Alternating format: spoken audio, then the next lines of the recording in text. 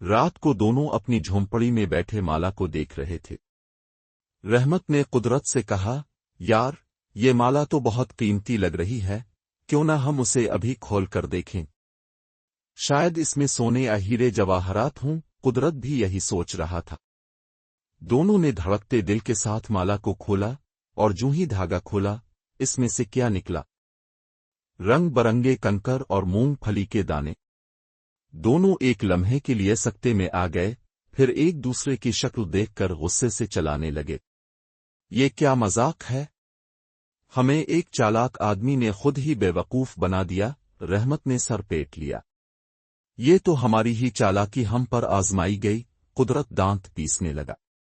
اچانک دروازے پر دستک ہوئی۔ دونوں چونک گئے۔ دروازہ کھولا تو سامنے وہی اجنبی کھڑا تھا، مسکرا رہا تھا۔ کیوں بھائی، مزہ آیا؟ اجنبی نے ہنستے ہوئے کہا، جب دو ٹھگ چالاکی کریں تو کبھی نہ کبھی خود بھی شکار بن جاتے ہیں۔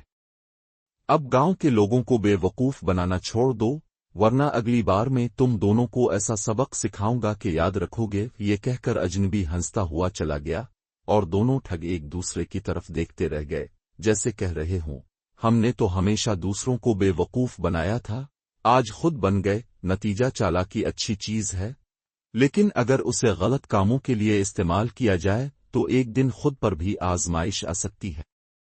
اس دن کے بعد گاؤں والوں نے دیکھا کہ رحمت اور قدرت کی چالاکیاں بند ہو چکی تھیں، کیونکہ انہیں معلوم ہو گیا تھا کہ دنیا میں ان سے بھی زیادہ ہوشیار لوگ موجود ہیں۔